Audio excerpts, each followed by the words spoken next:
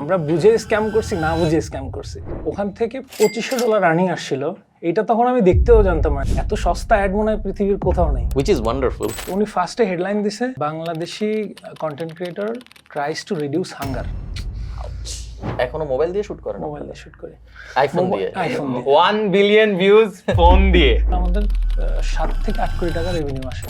অপারেশনসে total কত খরচ হইতেছে? 6.5 থেকে 7 কোটি টাকা। সরাসরি গেমের যে অপারেটিং কস্ট, এইটা মান্থলি 40 থেকে 45 লাখ। আমরা লাস্ট যেই মাঠটা করছি ওইটা হচ্ছে আপনার প্রায় 1.5 লাখ স্কোয়ার ফিটের উপরে হবে। কি করলে আপনারা ফিল করবেন যে এটা পুরোটা ধ্বংস হয়ে যাবে? 8000 square square feet, feet, 30 feet height আর 30 ফিট হাইট, আপনি ইনডোর কমপ্লেক্স করতেছেন জাস্ট টু মেক ভিডিওস। তো শুধু এই 3 মাসের যদি লস কভার যদি বলি যে আমাদের রেগুলার থেকে অ্যাটলিস্ট 50 লাখ, 5,000 টাকা হাইস্ট বাজেট ছিল। ওইটাতে এখন ভিউজ আছে হচ্ছে 350 মিলিয়ন। বেস্ট কেস সিনারিওতে 10 বছর পরে যে পিছনে তাকালে কেমন হইতে পারে যে মাসে $10 লাখ আসতেছে? $10 লাখ পসিবল। লাইসেন্স করে আমারে কপিরাইট দেয়। হ্যাঁ রে। তো আমি যারা কন্টেন্ট দিব সে যে আমাকে ফেসবুকে গিয়ে বলবে না যে এটা আমার কন্টেন্ট। আমিও কিন্তু 10,000 এর উপরে কোনো সময় চিন্তাও করি নাই যে এটা 50,000 এখন রেগুলার হয়ে গেছে। Idea is the king. ভাই আপনি হচ্ছে এই চ্যানেলটা রান করতেছেন কয় বছর? 4 বছর। 4 বছর, ওকে। ফার্স্ট ভিডিওতে কত ভিউ ছিল আর একদম লেটেস্ট হাইয়েস্ট ভিউজ কত ছিল? ফার্স্ট ভিডিও আমরা শুরু করছিলাম হচ্ছে আপনার ইউটিউবে ফার্স্ট আপলোড করা হয়। তো এসএস ফুড চ্যালেঞ্জ মূলত ফুড চ্যালেঞ্জ দিয়ে শুরু। আমাদের আইডিয়াটা ছিল যে তখন 2020-এ আমরা ফুড চ্যালেঞ্জটা শুরু করি। তখন কিন্তু অনেকেই বাসার মধ্যে ওই যে খাওয়ার যে ইয়াটা অনেক কিছু খাচ্ছে, তার মানে ওই জিনিসটা আমরা একটু বাইরে নিয়ে যাই। এবং আমাদের যেহেতু লোকালে ইট ভাটা বা মানে কৃষক খেটে খাওয়া মানুষ যেগুলো আছে, ওই কনসেপ্ট থেকে এসএস ফুড চ্যালেঞ্জ নামটা কিন্তু এটা থেকে গেছে, আমাদের কনসেপ্ট চেঞ্জ হয়ে গেছে। আর আমরা মানে বের হইতে পারিনি নামের থেকে। যেটা হয়েছিল যে আমরা প্রথমে একটা ইট ভাটায় যে 3 জনের মধ্যে 1 কেজি করে মিষ্টি দিই, সবার আগে কে খাইতে পারবে। তো ওই ভিডিওটাই সুপারহিট। মানে তখন ওই সময়ে ইউটিউবে ভিউজ আসে হচ্ছে 10 মিলিয়ন মনে হয় 3 মাসের মধ্যে। কারণ 2020-তে 10 million was a big thing. এখনো ইউটিউবে এইটা কি ওই ফার্স্ট ভিডিওতে কি কোনো অডিও ছিল না? না, ফার্স্ট ভিডিও একদম বাংলায় সিম্পল প্রেজেন্টেশন যে আমরা আজকে এসেছি এটা ইটভাটায়। ওকে।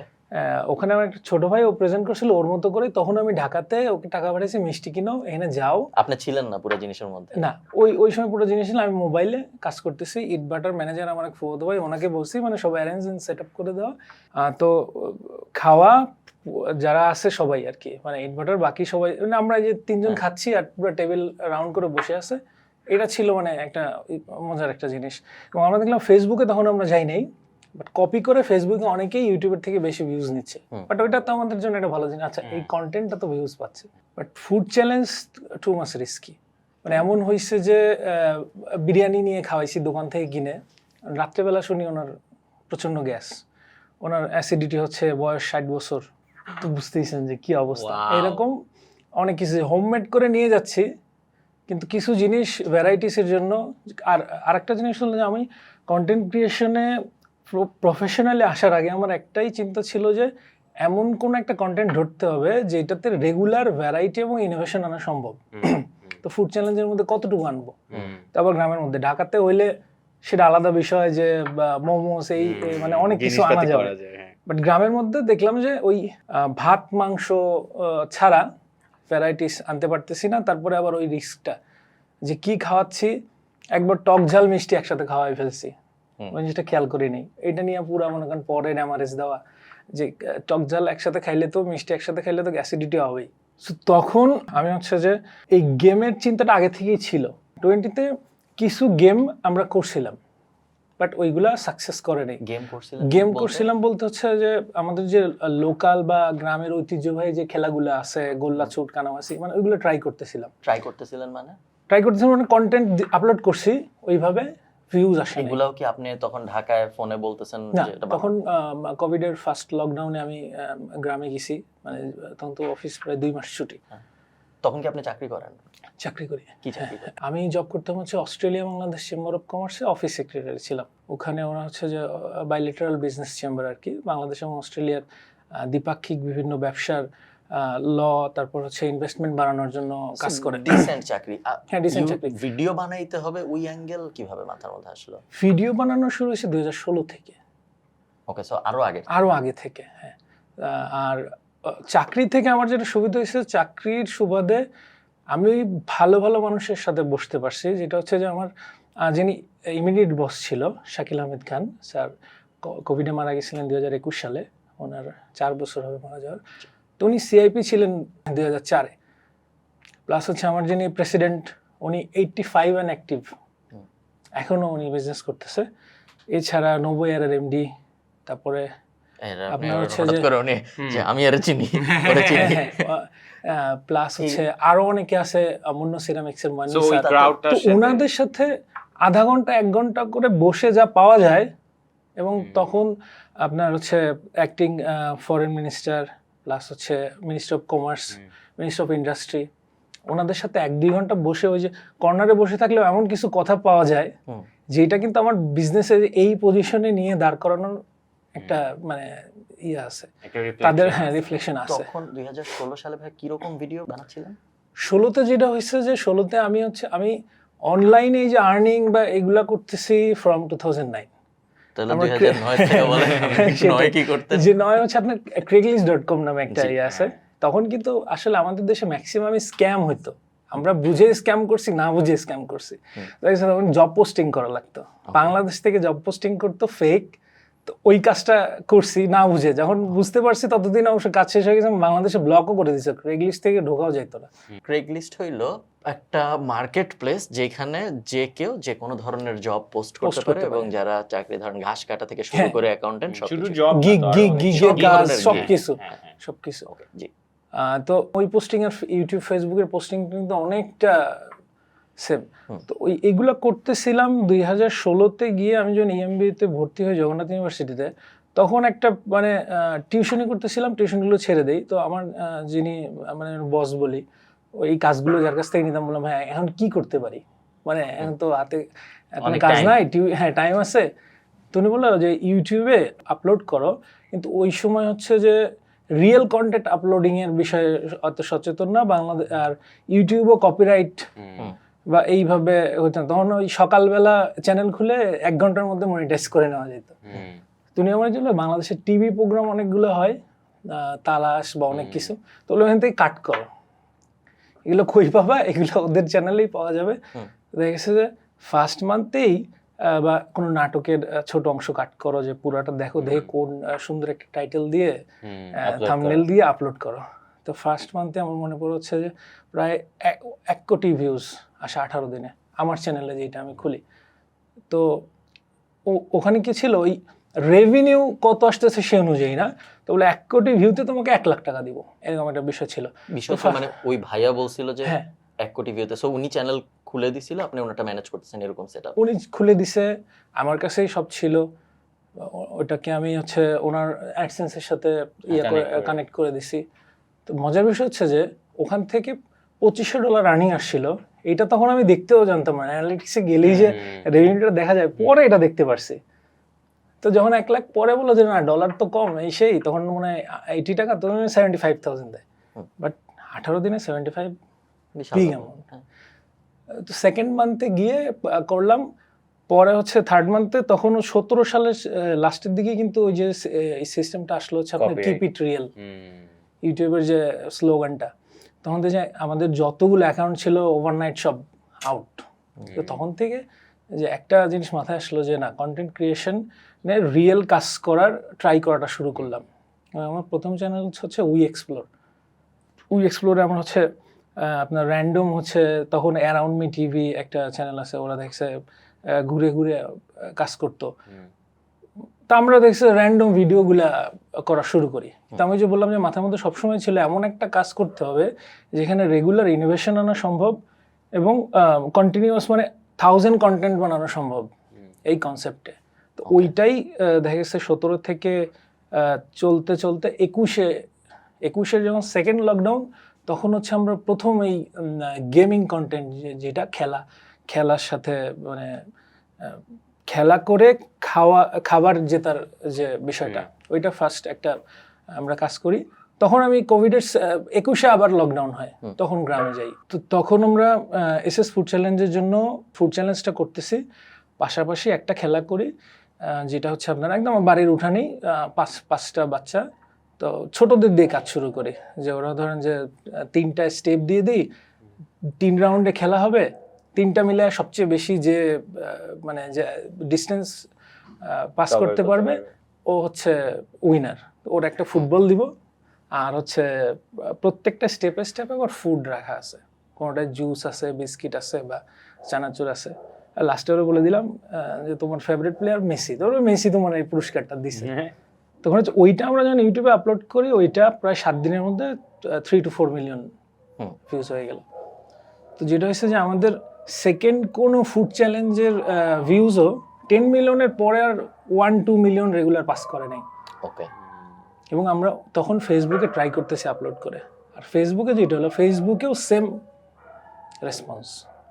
তখন থেকেই মূলত এই যে মানে খেলা দিয়ে একটা পুরস্কার দেওয়া যায় সবাইকে, ওই কনসেপ্টটা শুরু করি। এবং ধীরে ধীরে ইভলিউশন হয়, যে আমরা যখন বাচ্চাদের খেলা দিচ্ছিলাম, তখন আমাদের এলাকায় তো দেখা গেছে যে ইটভাটা এবং কৃষি কাজ করে সবাই, তো বিকালবেলা বাচ্চাদের খেলা দিচ্ছি, তখন বড়রা ঘিরে ধরছে, তো ওরা মজা করতেছে। আমাদের খেলাগুলোর একটা মজার বিষয় হচ্ছে, আমরা যখন শ্যুট করতেছি তখনও যে এনভায়রনমেন্ট, একটা মজার একটা এনভায়রনমেন্ট তৈরি হচ্ছে, প্লাস আমরা যখন আপলোড দিচ্ছি তখনও মানুষ সেটাকে পছন্দ করতেছে। তো বড়রা একটা সময় আবদার করলো যে আমাদের জন্য খেলা দাও, তা আমাদের জন্য সবই তো ছোটদের খেলা, বড়দের জন্য তাহলে কি করতে পারি? তখন আপনার এই যে অন্যান্য চ্যানেলগুলো, ডুড পারফেক্ট, হাউ রিডিকুলাস, তারপর হচ্ছে ট্রিক্স অ্যামেজিং, ওদের দেখে দেখে, বা শাইখ সিরাজের বলবো যে তখন তো কৃষকেরই, তখন তো অনেক খেলাগুলাই আছে, ওখান থেকে আমরা কিছু খেলা পিক করলাম। তো বড়দের খেলার মধ্যে যেটা হলো যে প্রচুর আনন্দ। জাস্ট একটা টেবিলের উপর আমরা গ্লাস সাজাই দিছি, বল থ্রো করে সবগুলা ফালাই দিতে হবে। তো যিনি পারলো আর কি, উনি এমন একটা ড্যান্স দিল এবং মানে এমন একটা এনভায়রনমেন্ট তৈরি হলো, এবং আমাদের ভিডিওস হচ্ছে আপনার 10 মিলিয়ন ভিউজ, মানে সবাই এটা পছন্দ করতেছে। এই যে ভাই এত ভিউ হচ্ছে, সো আমি এমন কেউ তো নাই সম্ভবত যে এসএস ফুড চ্যালেঞ্জের কোনো ভিডিও দেখে নাই, এরকম কেউ নাই। তো আমিও দেখছি, আমরা সবাই দেখছি। আমি যেসব ভিডিও দেখছি ওগুলার বেশিরভাগের ফরম্যাট হলো ওগুলায় কোনো ভয়েস ওভার থাকে না। ওটাতে আমরা আসতেছি। ওকে ওকে, আচ্ছা তাহলে ওটা আমরা একটু পরেই যাবো না। আমি যেসব, আচ্ছা তাহলে আমি অন্য একটা জিনিস জিজ্ঞেস করি ভাই, যে প্রথম দিকে এই যে 78,000 টাকা ইনকাম হইলো নাটক আপলোড করে, তারপর ওগুলো সব শেষ হয়ে গেল, এরপরে যখন ইটের ভাটায় খাবার দেওয়ার দিয়ে আবার রিসার্ফেস হইলো, তখন ওই সময় কিরকম আয় রোজগার হচ্ছিল প্রথম মাসে বা সেকেন্ড মাসে?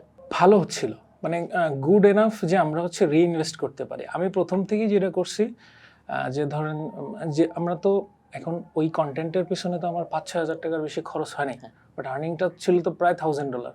তো আমি মেক শিওর করছি যে ওই $1,000 মধ্যে এনাফ টাকা আবার কন্টেন্ট ক্রিয়েশনে যেন চলে যায়। এই প্রথম ভিডিওতেই $1,000, প্রথম ভিডিওর বেশিরভাগ অডিয়েন্স কি বাংলাদেশি ছিল? বাংলাদেশি ছিল। তারপরেও $1,000 যেতে কোনো সমস্যা হয়? তখন তো ভাই আসলে আপনার মানে 2020-তে মনে হয় $50 to $70 100K-তে পাওয়া যেত, যেটা এখন অনেক কম।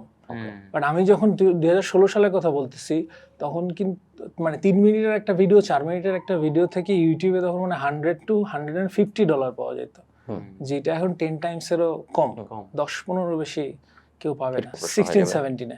আমি জিজ্ঞেস করতাম এটা কমে আসছে কেন, কি মনে হয়? কমে আসে, ফার্স্ট অফ অল বাংলাদেশের কন্টেন্টে ইউটিউবের একটা প্রোগ্রাম হচ্ছিল, বাংলাদেশের ফার্স্ট মানে ইউটিউব একাডেমির একটা প্রোগ্রাম। তো ওখানে বলছিল যে ভাই সিপিএম বাড়ানো যায় কিভাবে? সিপিএম বাড়ানোর কোনো উপায় নেই। বাংলাদেশে আমাদের যে অ্যাড, যারা অ্যাড কস্ট করতেছে সেইটাই তো অনেক কম, এত সস্তা অ্যাড মনে হয় পৃথিবীর কোথাও নেই। which is wonderful.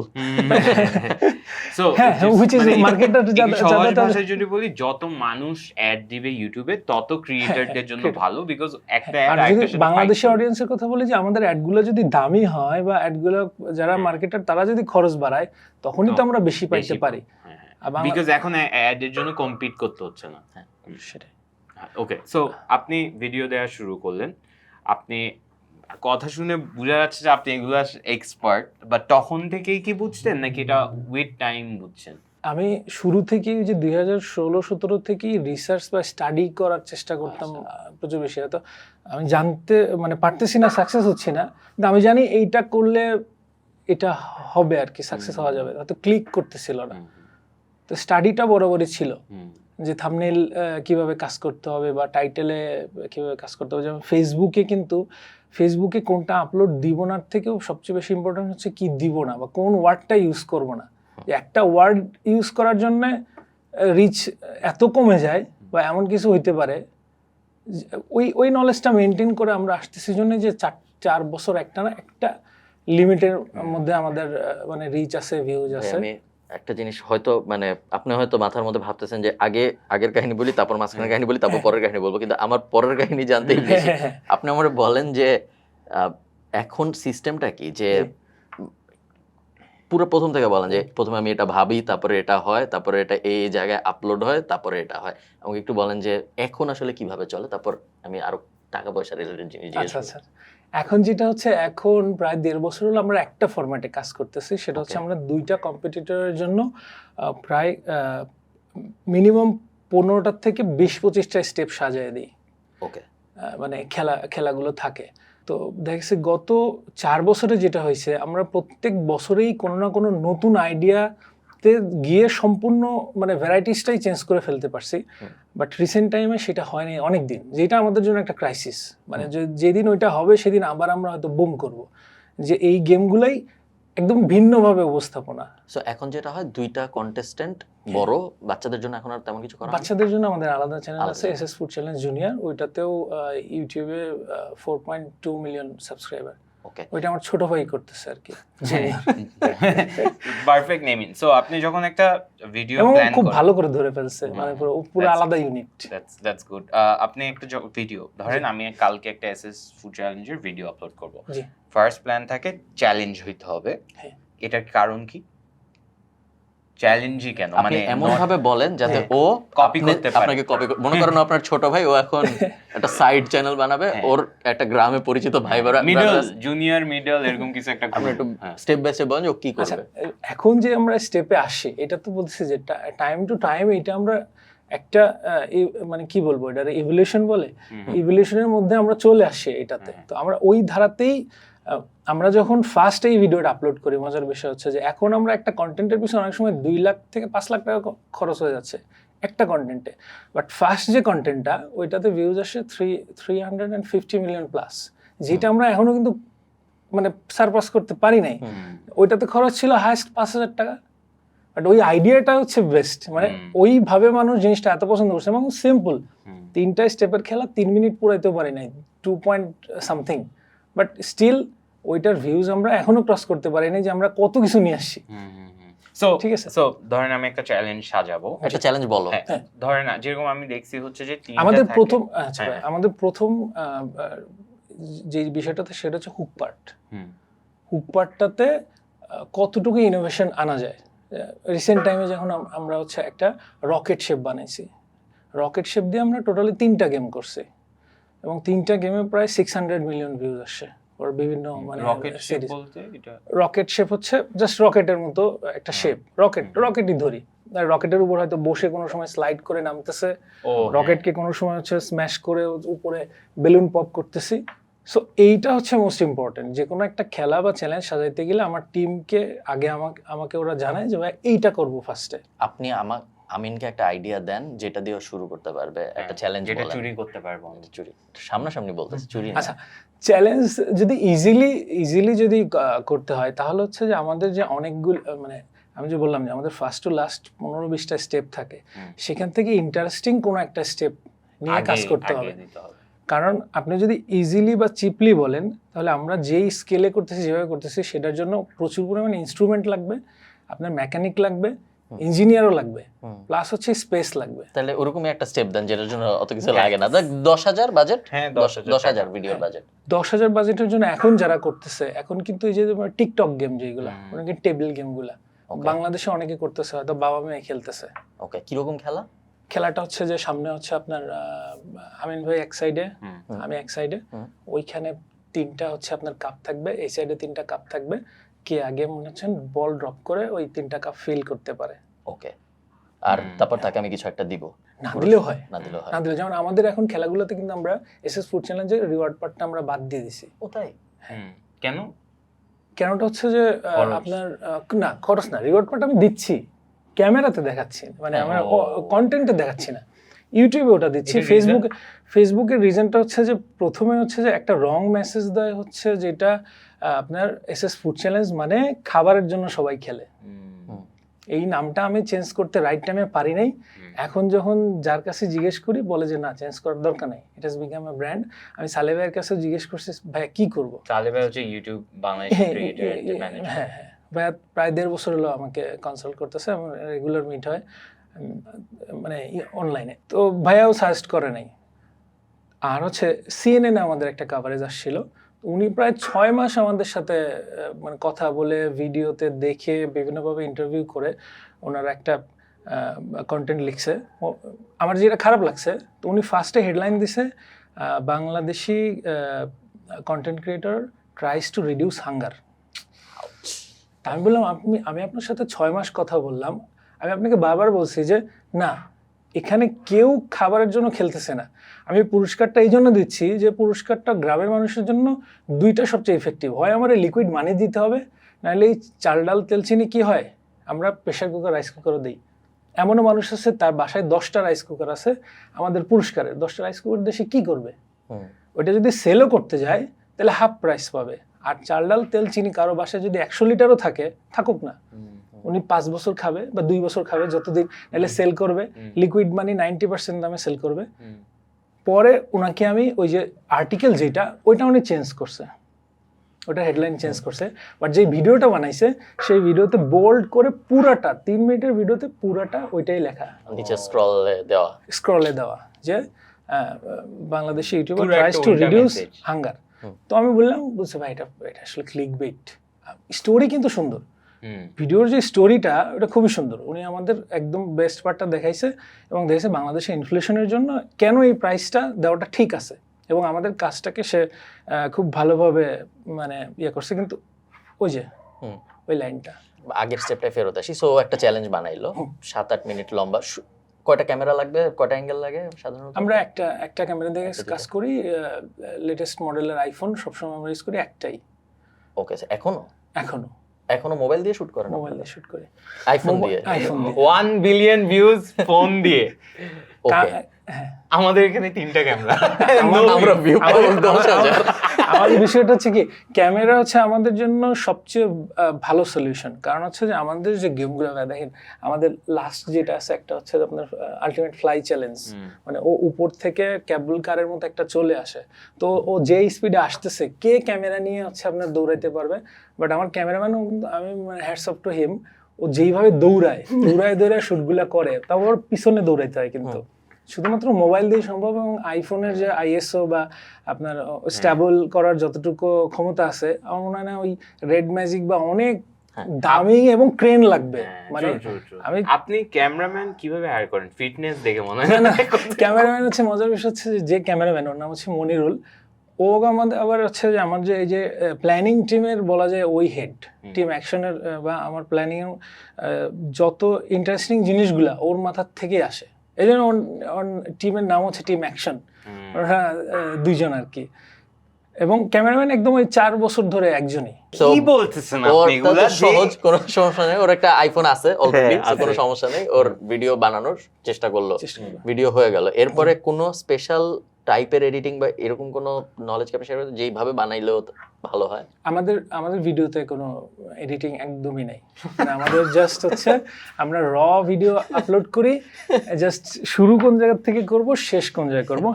আর আমরা যদি কোনো একটা রিলও দেই, যেমন আমাদের ইউটিউবে আপনার হচ্ছে একটা শর্টস আছে 350 মিলিয়ন ভিউ, ওইখানে হচ্ছে যে বলতেছে যে the mother is a hero in the eyes of her daughter, যেটা হয়েছে আপনি দেখলেও মজা পাবেন আর কি, যে উনি 7টা হোল ছিল, বলগুলো এমনভাবে বাঁধাইছে এবং ওর পরে ওনার বাচ্চা এসে জড়ায় ধরছে। তা আমার আলাদা করে কিছুই এডিট করার দরকার নেই, জাস্ট কোথা থেকে শুরু করবো আর কোন জায়গায় শেষ। ওকে, সো ভিডিও শুট করছে, এরপরে কি মোবাইল দিয়ে আপলোড করে? না আচ্ছা, আমি ফারহান ভাই যেটা বলতে চাচ্ছি আমি যদি সেম জিনিস করি, আপনি কি কি, আমার মনে হয় উনি বলতে চাচ্ছেন না, না, না, না, ভাই, বলতে হবে না। লুকায় So, বলতেছে। না, না। so, যেরকম আমি একটা এক্সাম্পল দিই, আপনার ভিডিওতে অনেকক্ষণ দৌড়ায়, রাইট? জি। একটার পর আরেকটাতে দৌড়ায় আসে। দৌড়ায়। আপনি কেন দৌড়ানোর পার্টটা দেখাচ্ছেন, কেন কেটে দিচ্ছেন না ওই পার্টটা? সো ধরেন একটা চ্যালেঞ্জ শেষ করে আরেকটাতে দৌড়ায় আসতেছে না, আমার তো দরকার নাই দৌড়ানো পার্টটা না, দৌড়ানো খুব একটা থাকে না, খুব একটা অল্প মানে থাকে। আপনার এতটুকু হ্যাঁ। জায়গার মধ্যে জাস্ট ক্যামেরাম্যান বা একটা স্টেপ থেকে আরেকটা স্টেপের জন্য যতটুকু জায়গা দেওয়া দরকার ওইটুকুই। হ্যাঁ। আর দৌড়ানো বাদ দেওয়ার কোনো প্রয়োজন নাই। আমাদের জিনিসগুলো রই মানুষ বেশি বেশি পছন্দ করে। হুম। আর আমরা আগে হয়তো গ্যাপ রাখতাম হুম। টাইম কভারের জন্য, এখন মানুষ এগুলো পছন্দ করে না। মানে একটা সেকেন্ড যদি বিরক্ত লাগে এক্স্যাক্টলি, Skip স্কিপ করে করে চলে এডিট যাচ্ছে। করতেছেন না কেন? যে অনেক সময় দেখি যে পাশাপাশি দুইজন থাকে, জি একজন চ্যালেঞ্জটা শেষ করে ফেলছে, আরেকজন ধরেন চ্যালেঞ্জ 3 তে, আরেকজন এখনো 1 এ আছে। ওয়ানে আছে, হ্যাঁ, আপনি 1 ও দেখাচ্ছেন, 3 ও দেখাচ্ছেন, ফ্রেমটা এমন ভাবে হ্যাঁ, দোনোটাই দেখা। দোনোটাই এটার দেখাচ্ছে। রিজনটা কি? এইটা রিজন আমি যেটা বলতেছিলাম যে আমরা এডিট করে ট্রাই যে করি নাই তা না, বাট আমরা দেখছি যে আমাদের এই জিনিসটা মানুষ পছন্দ করে। অনেকেই কিন্তু এই ধরনের কন্টেন্ট করতেছে, বাট আমরা যেটা করতেছি এইটা ইউনিক, হুম। একদম গ্লোবালি ইউনিক। যে ডুড পারফেক্ট, মিস্টার বিস্ট, ওদের আলাদা একটা স্টাইল আছে। আমরা যে স্টাইলে করতেছি, যেভাবে করতেছি, এইটা নিচে অনেকে কপি করতেছে, কিন্তু রনেসটা পারতেছে। রনেসটা পারতেছে আপনার না। কেন মনে হয় আপনারটা সাকসেসফুল হচ্ছে, অন্যদেরটা হচ্ছে না, এই রনেসটার জন্য? রনেসটার জন্য হচ্ছে যে আমরা যে স্টাইলটা ইন্ট্রোডিউস করছি সবার আগে, ফেসবুক ইউটিউবও কিন্তু এটা খুব ভালো করে জানে যে প্রথম এটা কে করতেছে, বাট আর যারা করতেছে সবাই তো আমাদের দেখে কপি করতেছে। তো যারা এই কাজটা করে, আমি সবাইকে বলি যে আমি 2023 সালে কি করছি সেইটা এখন এনে লাভ আহামরি মানে লাভ আছে। এখন সবাই ভাই যেটা হয়েছে, সবাই কোটিতে চিন্তা করে। হুম। সবার একটাই চিন্তা যে আমরা ওইভাবেই করতে থাকি, কিন্তু যেটা আসতেছে লাইক কেউ যদি 50,000 বা 100K এইরকম এই কাজটা করে ইনকাম করতে পারে, খারাপ কি? সো আপনাদের এভারেজ মান্থলি ভিউজ কত হয়? এভারেজ মান্থলি ভিউজ আমাদের ফেসবুকে হচ্ছে আপনার 700 থেকে 1.2 বিলিয়ন।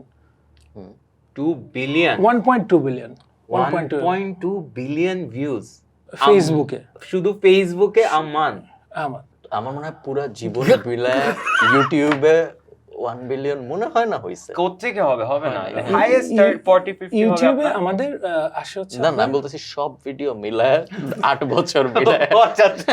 হইলে হবে আমার ধারণা 1 billion. So 1.2 billion on Facebook only, ওটা হাইয়েস্ট। highest. এভারেজ যদি বলি 800 মিলিয়ন। ওকে 800 মিলিয়নের নিচে খুব কম ওকে, যায়। সো এভারেজ 1 বিলিয়ন আমরা ধরতে পারি। 1.28 ধরা যায় শুধু ফেসবুক। ইয়ারলি 10 বিলিয়ন এইভাবে আমরা আর ধরতে পারি। ইউটিউব? ইউটিউবে হচ্ছে আপনার 400 to 500 মিলিয়ন, ওকে, যেটা মনে হয় বাংলাদেশের মধ্যেও হাইয়েস্ট। ফেসবুকে তো মনে হয় দুনিয়ার এটা বেশিরভাগ জায়গায় হ্যাঁ, highest আমার হবে। মনে হয় বাংলাদেশ হ্যাঁ, আপনি ইউটিউবে- গ্লোবাল ইউটিউবে- লেভেলে কি আপনি টপ 100-200 এ থাকবেন না? ফেসবুকে থাকতে পারি, ইউটিউবে মনে হয় না, কারণ ইউটিউবে অনেক অনেক ক্রিয়েটর আছে, আছে। অনেক ইউটিউবে আছে। অনেক ক্রিয়েটর আছে। আর ভাই অন্য কোনো প্ল্যাটফর্ম, সো টিকটক, ইনস্টাগ্রাম?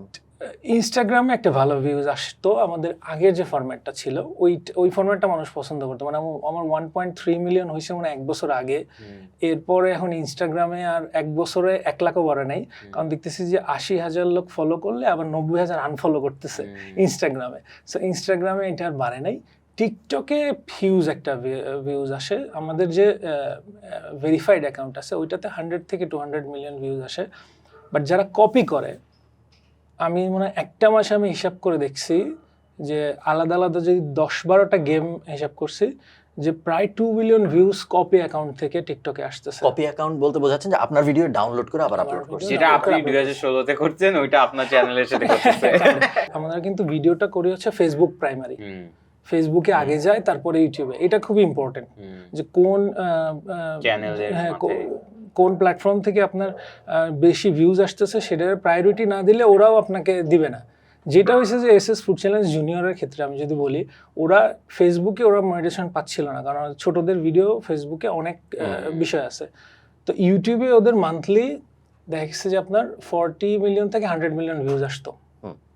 ফেসবুকে যখন মনিটাইজেশন আসলো তো ওরা যেটা করলো, ফেসবুকে আর্নিংটা বেশি, শেয়ার বেশি হয় বা এই টাইপের কন্টেন্টগুলো ফেসবুকে বেশি হয়, ফেসবুকে আগে দেওয়া শুরু করলো। জাস্ট ওই দিন থেকে 3 টাইমস ড্রপ করছে ইউটিউব। They know everything. যে কন্টেন্টটা ফ্রেশ কোন জায়গায় আপলোড যাচ্ছে। যেদিন থেকে ফেসবুকে আগে দেওয়া শুরু করছে ওই দিন থেকে ইউটিউবের ভিউ 1/3 হয়ে গেছে। 1/3 হয়ে গেছে। ওকে, Wow. আমি যখন ভিডিও আপলোড করি আমি তো দুই জায়গায় মোটামুটি একসাথেই করি। এটা কি আপনি মানে একদিন পরে করেন? না, আমি মোটামুটি বেশিরভাগ সময় একসাথেই করি দুই জায়গায়, এবং কোনো মানে স্ট্র্যাটেজি নাই, কোনো ইউটিউবে আনলিস্টেড থেকে না, পাবলিশ করি। এইটা হচ্ছে যে সামির এন্ড কলিনের একটা পডকাস্ট আছে, ওইখানে কলিন and মিস্টার সামির। বিস সহ মার্ক জাকারবার্গ আসছিল। তো মার্কও বলতেছে যে আমি কিন্তু ওইটা প্রাধান্য দিই বেশি, যে ফেসবুক প্রাইমারি করে আপলোড দেয় কারা।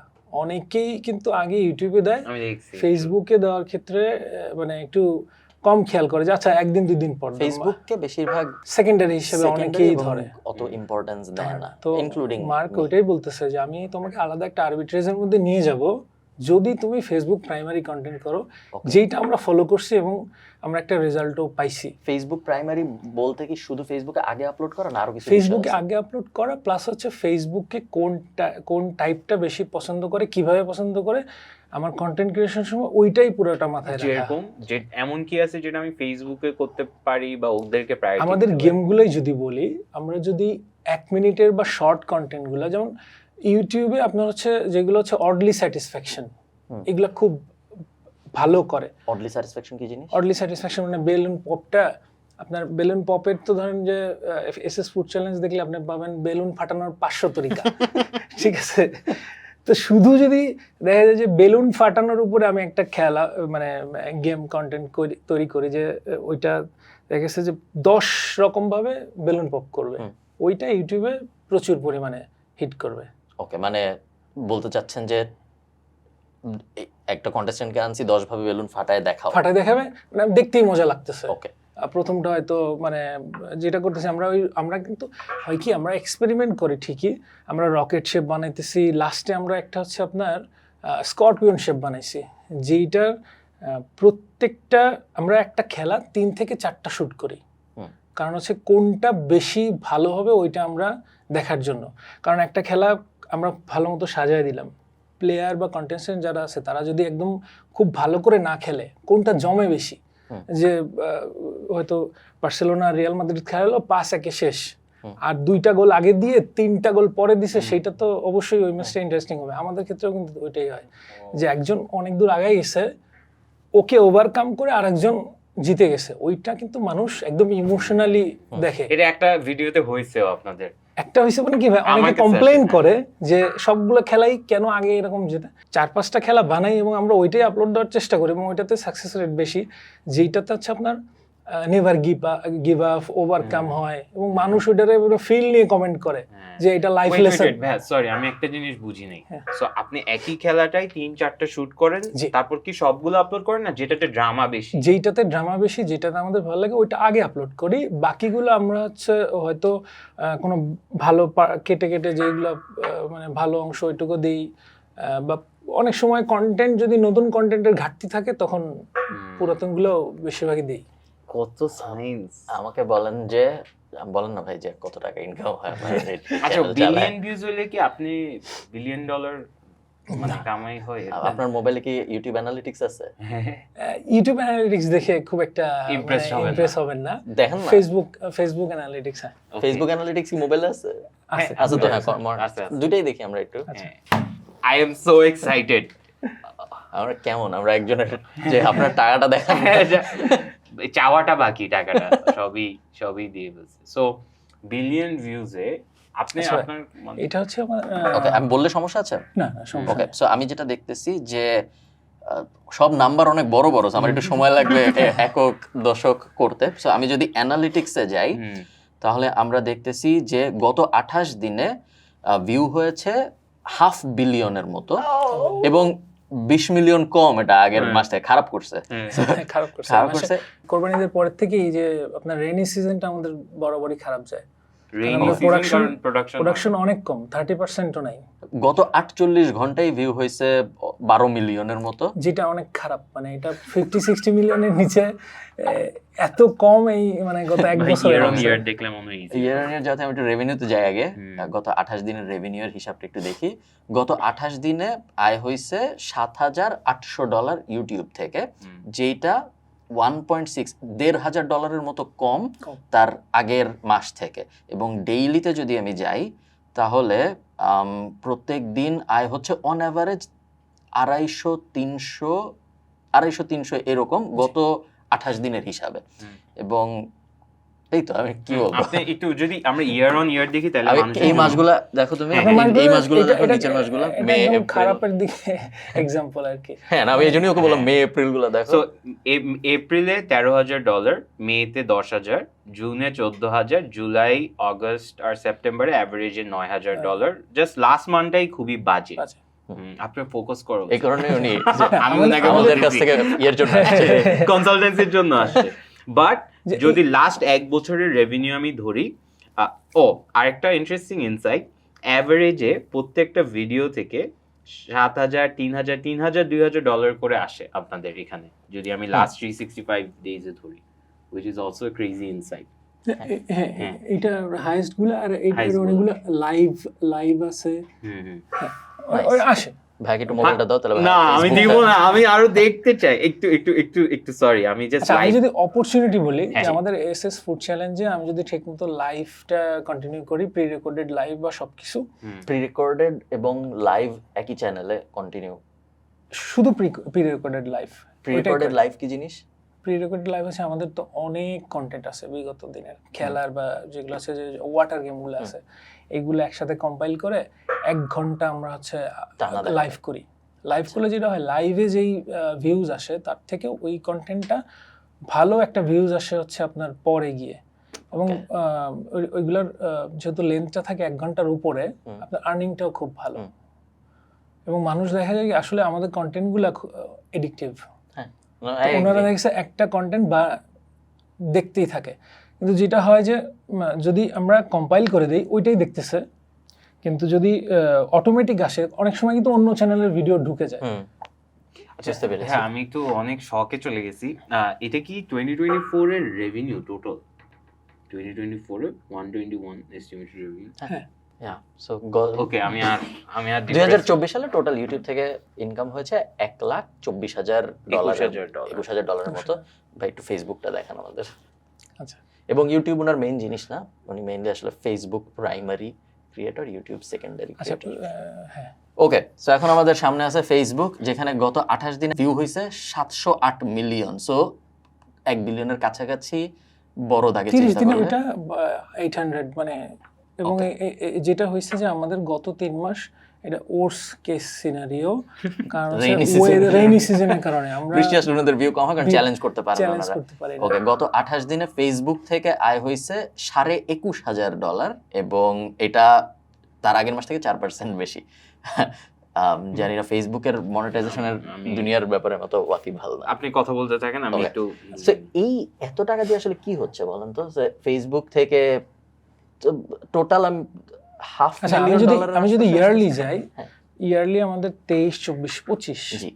বাংলা টাকায় যদি যাই তাহলে আমাদের 7 থেকে 8 কোটি টাকা রেভিনিউ আসে ইয়ারলি, কালেক্টিভলি সব। কালেকটিভ সব। পরের স্টেপে যাওয়ার আগে আমাকে একটু বলেন তো, যে এই 7 থেকে 8 কোটি টাকা রেভিনিউ আনার জন্য কগস মানে অপারেশনসের টোটাল কত খরচ হইতেছে?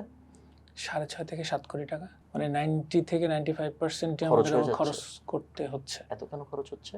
এত খরচে ফার্স্ট হচ্ছে ইনফ্রাস্ট্রাকচারে প্রচুর খরচ যায়। আমাদের এখন 4টা লোকেশনে 4টা আলাদা আপনার হচ্ছে স্পেস আছে, এবং প্রত্যেকটা গ্রাউন্ডে একটা করে ওয়ার্কশপ লাগে, একটা করে গোডাউন এবং একটা অফিস প্রয়োজন হয়। ওকে, তো এইগুলোতে পার ইয়ার দেখা গেছে যে আপনার 1 থেকে 1.5 কোটি টাকা ওকে, এটাতে চলে যায়। আর আমাদের যে আপনার হচ্ছে যে সরাসরি গেমের যে অপারেটিং কস্ট, এইটা মান্থলি 40 থেকে 45 লাখ। অপারেটিং কস্ট 40 থেকে 45 লাখ, এত কেন লাগতেছে? শুট তো করতেছেন আচ্ছা। ফোনে, শুট করতেছি, Edit তো করেন না। এডিট করি। এডিটিং দেখা গেছে যে আমার যে কম্পিউটারগুলো আছে, কম্পিউটার সেটআপের ভ্যালুয়েশন অলমোস্ট 50 লাখ। ওইখানে ঘাটতি নেই। ওটা তো ওয়ান টাইম। হ্যাঁ, ওইটা ওয়ান টাইম। না, উনি ইয়ার অন ইয়ার কস্ট বলতেছে। যেটা বললাম, এডিটিংটা কস্টলি, জি। শুটিংটা যে জাস্ট আইফোন দিয়ে করে ফেললেও, যেটা হচ্ছে আমাদের এখন সরাসরি মান্থলি 70 জন কাজ করে। বাহ। 40 থাকে হচ্ছে আমাদের ফুল টাইম, 30 পার্ট টাইম, কিন্তু ওনারা মাসে 20 থেকে 25 দিনে আমাদের ওখানে কাজ করে, কাইন্ড অফ ফুল ধরা যায়। তো ধরেন যে ওনাদের স্যালারি বোনাস সিস্টেম আছে, যে যারা আছে আমার টিম, যারা হচ্ছে গেমগুলা প্ল্যানিং করতেছে, 3টা টিম, ওদের মান্থলি একটা বোনাস আছে। তো দেখেছে স্যালারির থেকে আমার বোনাসটাই বেশি চাই, বাট স্যালারি, বোনাস এবং 3 বেলা খাওয়া। মানে আমাদের যেটা হয় হচ্ছে আমাদের সকাল 9টার থেকে অনেক সময় রাত 10টা পর্যন্ত কাজ করতে হয়। এবং আমি লাকি যে আমার টিমটা সো মাচ প্যাশনেট, মানে সবাই এত প্যাশন নিয়ে কাজ করে। এবং আমাদের কিন্তু খেলাগুলো সানলাইটের উপর আমরা নির্ভরশীল। তো মর্নিং শিফটে যে খেলাগুলো হয় ওগুলো 12টার মধ্যে শুটিং শেষ করতে হয়। তো ওই সব দিনে আমরা 6:30 থেকে 7টার সময় অপারেশন শুরু করি। এবং দেখেছি যে আগামীকাল এমন একটা খেলা, কালকে খেলাটা চ্যালেঞ্জটা কমপ্লিট করতেই হবে। আমরা একটা চ্যালেঞ্জ তো আপনার রেডি করে একদিন শুধু ট্রায়ালই দিতে হয়, যে কোন জায়গায় আমার অডিয়েন্স রিটেনশন কেটে যেতে পারে, কোন জায়গায় ডিস্টার্ব, সেফটি মেজারমেন্ট আছে। তো 3 বেলা খাওয়া ওখানে। তো আপনার হচ্ছে স্যালারি, বোনাস এবং হচ্ছে যারা হচ্ছে ডে লেবার হিসেবে কাজ করে এদের হিসাবে ধরলেই 20 লাখ। 20 লাখ এটা কি yearly monthly? So monthly 20 lakh টাকা আপনার যাচ্ছে এই সেটআপ স্যালারি, সেটআপ না মানে শুধু শিফট ওয়ার্কারদের শিফট ওয়ার্ক স্যালারিতে। হ্যাঁ, স্যালারিতে 20 লাখ, স্যালারি, বোনাস, খাওয়া দাওয়া, নাস্তা। মানে আমার হিসাবটা হচ্ছে যে তারা সাউন্ড থাকতে হবে। এখন 2জন লোক খেলতে আসছে, ওনারা যদি আপনি না খাওয়ান এবং নাস্তা না দেন, চা না দেন, কিভাবে খেলবে? যে পরিমাণ 20 লাখ টাকা এটা গেল। হ্যাঁ। কোনো ভাড়া টাড়া আছে কিছু? ভাড়াটা ইয়ারলি হয়। ভাড়া ইয়ারলি হিসাব করলে আমরা ধরেন যে আমাদের স্পেসগুলো আছে সবগুলো তো নিজস্ব না। ইয়ারলি ভাড়া ধরলে মান্থলি প্রায় 1.5 লাখ টাকা চলে যায়। তাহলে 24 লাখের মতো আপনার এখনো ফিক্সড কস্ট গেল গা। আর কোনো খরচ আছে বড়? আপনার গেম সেটআপ কস্টটা যায় হচ্ছে 12 থেকে 15 লাখ প্রত্যেক গেমের জন্য? না, মান্থলি। সো 24 প্লাস 15 ধরবো, 12 ধরেন আপনি। তাহলে 36। এরপর হচ্ছে রিওয়ার্ড। আমরা যে চাল, ডাল, তেল, চিনি, আটা এগুলো কিনতেছে, এইটা থাকে 4 থেকে 5 লাখ। 40 ইলেকট্রিসিটি বিল 1 লাখের কম না, মানে 4টা মাঠে সবগুলো হচ্ছে কমার্শিয়াল। 41 লাখ। আরো ধরলাম 3 লাখ। আরো ধরলাম যেটা হচ্ছে, যেটা বলছে ইনফ্রাস্ট্রাকচার, যেটা ডেভেলপমেন্ট, আপনার হচ্ছে যে একটা স্পেস নিয়েছি ধরেন আমার লিজিং বানাইতে হবে, ওটা বুঝতে পারছি। পুরোটা আমার দিতে হবে, ফেন্সিং করা লাগবে। আমরা লাস্ট যেই মাঠটা করছি ওইটা হচ্ছে আপনার প্রায় 1.5 লাখ স্কোয়ার ফিটের উপরে হবে। ওইটা আমাদের টোটালি লিজিং নেওয়া, বাট ওই সেটআপটা যেটা পুরো সেটআপ কস্ট গেছে প্রায় 35 লাখ। আপনি ইয়ারলি কিন্তু প্রায় 3-4 লাখ টাকা মান্থলি পার হেডে। 45 লাখ ধরি। 45 লাখ হচ্ছে এটা আপনার বেস্ট কেস সিনারিওতে খরচ হয় মাসে। হ্যাঁ 40 থেকে 45 লাখ আপনার মান্থলি এক্সপেন্স আছে, কিছু এক্সপেন্স আছে। এখানে একটা বিষয় আছে যে ওই যে আবার ধরুন যে আমার 60-70 লাখ টাকা খরচ কিভাবে হয়ে যাচ্ছে। আপনার ধরেন যে কোনো একটা ল্যান্ড আমরা লিজিং করে আসতেছি, উনি ওইটা সেল করবে, আমার ওটা নিতে হবে, ওটা অন্য কাউকে ওটা আমার করা যাবে না। তো ওইগুলা দেখছে মান্থলি, ইয়ারলি কোনো একটা ল্যান্ড আমি কেনার উপরেই আসি গত 4 বছর। তো দেখছে যে 1-1.5 কোটি টাকা হলেও ওইটাও মান্থলি পুরা গ্রাম মোটামুটি আপনার সাথে কোনো না কোনো ভাবে কানেক্টেড, কারণ কারো জমি আপনার, কন্টেস্টেন্ট কোনো বাসার আপনার, আমাদের ছোট গ্রামটার মধ্যে চিন্তা করলে হ্যাঁ সেইটা কিছুটা হবে। কত পুরা এই গ্রামের কত মানুষ এই ইকোসিস্টেমের সাথে জড়িত বলবেন আপনার টোটাল? ধরুন 90 জন আপনার সাথে কাজই করে ডিরেক্ট। 140 জন, এটা আমার মানে আমাদের হিসাবের মধ্যে আছে। কারণ হচ্ছে আমরা কোরবানি ঈদে চেষ্টা করছিলাম যে সবাইকে একটু মাংস পৌঁছানোর, তো আমাদের লিস্টটা ছিল 140 জনের। বাহ মাশাআল্লাহ। এই কন্টেস্টেন্ট তুমি বলতো আমার মাথায় খেলতেছে না জিনিসটা। একটা ইউটিউব চ্যানেল যদি মাসে অলমোস্ট 45 লাখ টাকা খরচ করে, হ্যাঁ আরেকটা বিষয় হচ্ছে যে ভাই মিস্টার বিস্ট নিয়ে লাফায় আমাদের দেশে এত। Mister beast huge, dude perfect, ওরা হিউজ। আপনি কি এটা আপনি হাম্বল হচ্ছেন না? বুঝতেছেন না? ডেফিনেটলি হাম্বল হচ্ছেন। বাংলাদেশের তুলনায় বাংলাদেশে আমাদের যে পরিমাণ রিসোর্স এবং ফ্যাসিলিটি আছে, আমি মনে করি ওইটার উপর বেস করে আমি আমার বেস্টটা করতেছি। কারণ ল্যান্ডের স্কারসিটি আছে। আমরা যদি আরো বেশি ল্যান্ড পাইতাম, মানে আরো অনেক কিছু করা যেত, রিসোর্স যদি পাওয়া যেত, অনেক কিছুই বাংলাদেশে অ্যাভেলেবেল না। যেরকম Amazon.com থাকলে আমরা অনেক কিছু গেমের ইনস্ট্রুমেন্ট, ভাই আমি ঢাকা থেকে যেমন মানে ইউনিমার্টে মোস্তফা মার্টে যত ডার্ট আছে সব মনে আমি কিনে নিছি, এবং যত প্রকার ইউনিক খেলার আইটেম পাওয়া যায় আমি ওইটা দামি কিনে নিয়ে যাই দিচ্ছি ইঞ্জিনিয়ার বা আমার যারা মেকানিক্স ওইটা বানাচ্ছে। তো আমাদের দেশে কি আছে এরকম? বুঝতে খুব পারছি। বেশি কিছু তো নাই। এখন ইউনিভার্টে গেলে যা যা এক্সক্লুসিভ ছিল সব মনে আমি কিনে নিয়ে গেছি, গত 1.5 বছর যায় নতুন কিছু পাই না। একটা কারণ যে কারণে আপনার অনেক আয় হচ্ছে সোশ্যাল প্ল্যাটফর্মস থেকে হলো, এটার একটা কারণ হলো বিদেশি মানুষ দেখতেছে। ট্রু। হ্যাঁ, একটু অডিয়েন্সটা ভাগ করে বলেন তো, কতটুকু বাংলাদেশ, কতটুকু? অডিয়েন্স আমার ফেসবুক ইউটিউবে প্রায় একই রকম নেচারটা, যদিও ইউটিউবের থেকে ফেসবুকে ভেরিয়েশনটা বেশি জন্যই আর্নিংটা ফেসবুক ইউটিউবের থেকে প্রায় 3 to 4 টাইমস বেটার। বাংলাদেশ থেকে আপনার হচ্ছে 5 to 7 বা হাইয়েস্ট গেলে 10%। ইন্ডিয়া থেকে সবচেয়ে বেশি ওকে। ওই 10% ভিউয়ার শুধু বাংলাদেশি? বাংলাদেশে ফেসবুক এবং ইউটিউবে। তারপর ইন্ডিয়া কি রকম হবে? ইন্ডিয়া 50%, 50, আর তারপর 50 বাকিটা ছড়ানো। তারপর বাকিটা ছড়ানো। আর মজার বিষয় হচ্ছে যে ইউএস থেকে জাস্ট 1.5 থেকে 2% ভিউয়ারশিপ আসলেও 50% আর্নিং ইউএস থেকে আপনার আসে। ক্ষেত্রে 1-2% অনেক বড় নাম্বার। সো জাস্ট আমি এই জন্য কোনো কিছু কি আছে স্পেসিফিক্যালি করা যেই কারণে ইন্টারন্যাশনাল অডিয়েন্সের কাছে সহজে যায় জিনিসটা? ল্যাঙ্গুয়েজ ব্যারিয়ার নেই ওকে। আমাদের ভিডিওতে। 2023 সেপ্টেম্বর থেকে আমরা নতুন একটা যেটা সিস্টেমটা আছে এবং এখনো সেটাই আছে, সেটা হচ্ছে আমাদের ভিডিওতে কোনো ল্যাঙ্গুয়েজ নাই এসএস ফুড চ্যালেঞ্জে। ল্যাঙ্গুয়েজ ব্যারিয়ারের কথা মিস্টার বিস্ট বলে যে ফেসবুকে ও এই জন্য সাকসেস না, কারণ ও মুখ খুললেই ওর অডিয়েন্স, ওই যে ভাই যে পডকাস্টের কথা বলতেছিলেন আপনি, যে ইংলিশও তো গ্লোবাল ল্যাঙ্গুয়েজ না। বাট ইউটিউবে যেইভাবে হচ্ছে আপনার ওর ইয়াটা ট্রান্সলেশন বা অডিওটা কাজ করে, ওইটা ফেসবুকে কাজ করে না। ওইটা কিন্তু মার্ক বললো যে আমি দৌড়াই, আমি এখন গিয়ে কাজ করতে হবে আমার, মানে বেসিক্যালি ওয়ার্ল্ডের আই থিংক 30% শুধু ইংলিশ বলে, এরকম কি একটা নাম্বার, অর্ধেক মানুষ ইংলিশে বলে না।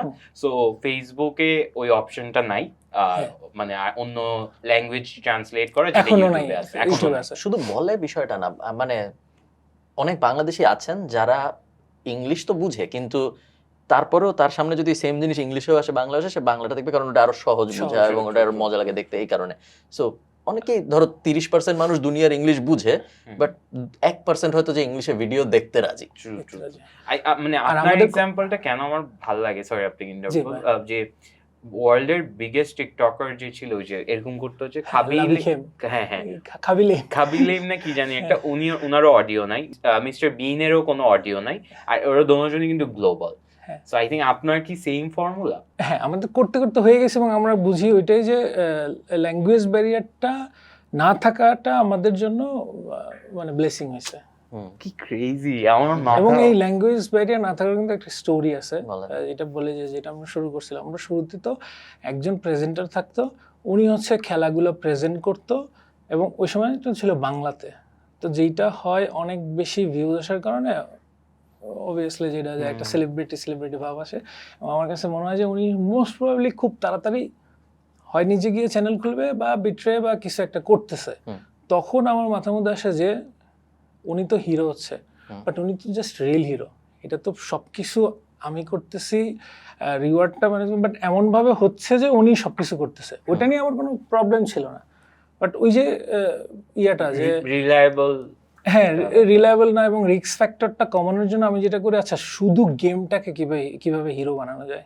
আমাদের সামনে কেউ প্রেজেন্ট করবে না, এই যে এখানে খেলা সাজানো আছে, ওইখানে রিওয়ার্ড আছে, আমি পিছন থেকে ক্যামেরার সাথে বাঁশি দিব, আপনি খেলবেন। আপনি যদি হেরে যান তাহলে আপনি একটা সান্ত্বনা পুরস্কার নিয়ে চলে যাবেন, জিতে গেলে আপনার জন্য দেওয়া আছে সেটা নিয়ে যাবেন। ভাই এই জিনিস আপনার কি কখনো মনে হয় না, যেমন ধরেন আমরা একটা পডকাস্ট করতেছি, অনেকে আছে ধরেন 2 মিনিট বলবে যে আজকে আমাদের সামনে আছেন এসএস ফুড চ্যালেঞ্জ, যেখানে আমরা ধরেন মানুষ 1 ঘন্টা ধরে থাকবে, সে বুঝবেই কে আসছে, বাট তারপরেও ওখানে আমরা একটা ইন্ট্রো দিতেছি অনেকে। এখন আপনি একটা কমপ্লিকেটেড 22 স্টেপের গেম বানাইতেছেন, এবং আপনি শুরু হইতেছে দৌড় দিয়ে। এরকম কখনো হয় না যে ন্যারেশনটা বুঝাইতে সমস্যা, যে আসলে হবে কি এই ভিডিওর ভিতরে? এখন যদি আমি ইউটিউবের জন্য বলি, আমরা যেটা বললাম যে আমরা ফেসবুক প্রাইমারি ভিডিও করি, ইউটিউবের জন্য আপনি যেটা বললেন ওইটা হলে ভালো হতো। আমাদের জন্য মনে হয় আমাদের ইউটিউব আর্নিংটা ফেসবুক থেকেও ছাড়া যেত আমার মনে হয়, যদি আমাদের কোনো হচ্ছে ওই রকম ইংলিশে ওইভাবে প্রেজেন্ট করতে পারবে এরকম কোনো প্রেজেন্টার থাকতো এবং ভিডিওটা লং হয়ে যেত, মানে 15-20 মিনিটের ভিডিও বানাইতাম ইউটিউবে, আমার মনে হয় যে এটা আর একটা সাকসেস স্টোরি হতো এসএস ফুড চ্যালেঞ্জের জন্য। বাট ফেসবুকের জন্য এখন যে অবস্থা, এখন তো 10-12 সেকেন্ডের ভিডিও মানে কমপ্লিট করা লাগতেছে আমাদের, এবং আমরাও 10-12 সেকেন্ডের ভিডিও অনেক সময় দেখি। আমি একটা করছিলাম ওই যে রকেট শেপে, আমি জাস্ট মজা করে, ওইটা মনে হয় ফার্স্ট ছিল, তো আমি ফার্স্ট একটা স্ম্যাশ করছি, ওইটা উঠে গিয়ে সব বেলুন পপ করছে, পরেরটা যা করছি ওইটা একটা নতুন ইনভেনশন ছিল যে এইভাবে কন্টেন্ট করা যায় আমাদের কন্টেন্ট, যে 17 সেকেন্ডের কন্টেন্ট, ওইটা আপনার 70 মিলিয়ন প্লাস ভিউজ হয়েছে। মজার বিষয় হচ্ছে যে আমাদের 3 মিনিট প্লাস ওইটাতে যে আর্নিং এবং এইটার earning one kind of same, তাহলে তো ওইটার জন্য আমি কত কিছু করছি। তো ফেসবুকের জন্য এই ন্যারেশন বা এইগুলা মানে 1 সেকেন্ড এই যে স্ক্রোল করতেছে না, ফ্র্যাকশন মোমেন্টের মধ্যে হুক করে ফেলতে হবে। তো এই জন্য আমাদের ফার্স্টে থাকে যে অ্যাকশন। আচ্ছা, আরেকটা জিনিস আমাকে বলেন তো ভাই, যে কন্টেস্টেন্ট নেওয়ার কি কোনো প্রসেস আছে? যে প্রসেস আছে, বুঝান তো। প্রসেস হচ্ছে আমাদের এখন যে খেলাগুলি মানে আমরা চাইলে মজা করে খেলতে পারি, কিন্তু যে কেউ সিরিয়াসলি খেলতে পারবে না, ফার্স্টে তার ফিটনেসের দরকার আছে। কারণ প্রায় 3 to 4 মিনিটস তাকে রান করে করে খেলতে হয়। তো ফিট হওয়া লাগবে। তো আমাদের খেলার আগে আমরা সেট আপটা রেডি করে আগের দিন আমরা 7-8 জনকে ডাকি, কারা ওই খেলাটা ভালো খেলতে পারতেছে। অনেকগুলোতেই কমান্ডো স্টেপ থাকে, হয়তো 20টা আছে রানিং, 2টা আছে কমান্ডো, পুরোটা আপনার ধরেন হয়তো হুক ধরে ধরে সামনে আগাইতে হবে। মানে 10 জন খেলতে পারলেও 2-3 জনের বেশি ওই স্টেপটা পারবে না। সো পুরাটা স্টেপ সবগুলো কমপ্লিট করতে পারে এইরকম প্লেয়ারকে আমাদের সিলেকশন করতে হবে। ফিটনেস গেল, আর কোন ধরনের ইমোশন? হ্যাঁ, ইমোশন। এরপর হচ্ছে ইমোশন, যে খেলার ধরনটা তার কেমন। একটা যে কোনো সাকসেসফুল খেলায় অডিয়েন্সরা একদম খুব কানেক্টেড থাকে। ও একটা বেলুন ফাটাইতে পারে নাই, উড়ে চলে গেছে, মানে ওকে উড়ে যায় ফাটাবে, ও সে চিট করছে। মানে মানুষ যখন যে খেলাটা ভিউজ হয় এতটা বেশি ইমোশনালি টাচ থাকে।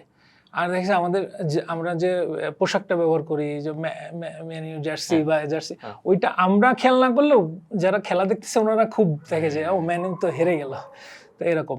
আর আরেকটা হচ্ছে যে খেলার সময় না ফেসিয়াল একটা এক্সপ্রেশন থাকে, যে ওইটা এক্সপ্লেইন করা যায় না, বাট দেখতে ভালো লাগে।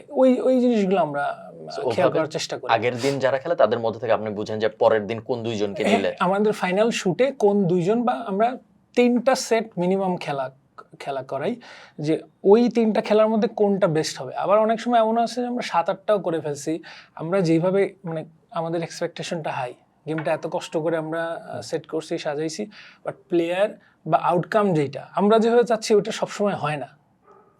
তো ওইটা হওয়ার জন্য দেখছে 1 দিন 2 দিন 3 দিনও আমরা একটা সেট নিয়ে পড়ে আসি, এরকমও হয়। আপনি যা করতেছেন তা যদি আমি করতে চাই, সবকিছু ছাইরে, আমাকে একটু বলেন তো যে কিভাবে আসলে আমি এই জিনিস করতে পারবো যাতে আমারও 1 বিলিয়ন ভিউজ দরকার বেসিক্যালি। আমার 1 বিলিয়ন ভিউজ নিয়ে সমস্যা নাই, দরকার নাই, বাট আমার ওই যে মাসে $3 লাখ ওইটাই আসবে 1 বিলিয়ন ভিউজ পাইলে। কখনো হয় না, আমাদের মান্থলি হাইয়েস্ট $60,000 to $70,000 হচ্ছে আমাদের মান্থলি এভারেজ। না, সো টেকনিক্যালি কিন্তু আপনি যা করতেছেন এটাতে প্রচুর খরচ আছে।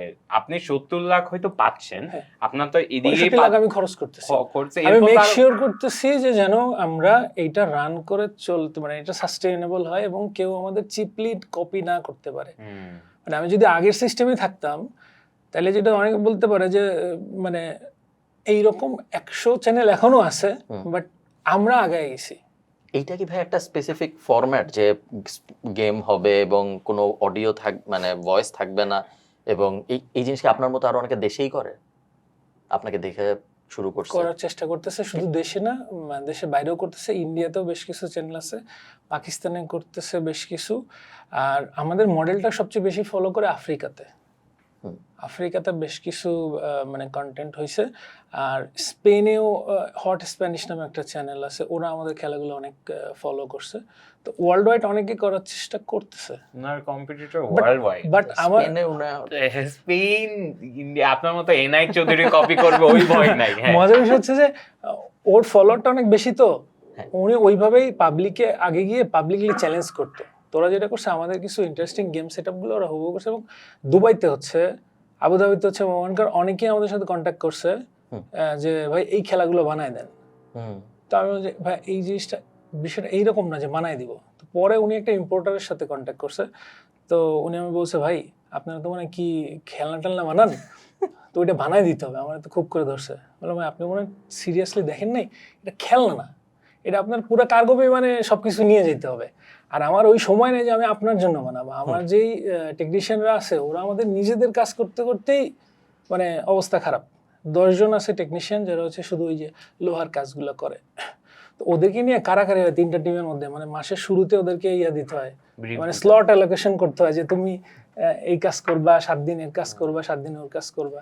আপনার কি মনে হয় যে কখন আপনারা ফেল করবেন, কি করলে আপনারা ফেল করবেন যে এটা পুরোটা ধ্বংস হয়ে যাবে? আচ্ছা, ফেল করা এখনো সম্ভব, যেটা হচ্ছে যে আমাদের যেটা বললাম যে গত 4 বছরে আমাদের 4 থেকে 5টা এভলিউশন আছে, যে গেমটা ধীরে ধীরে টোটালি একটা টার্ন করছে।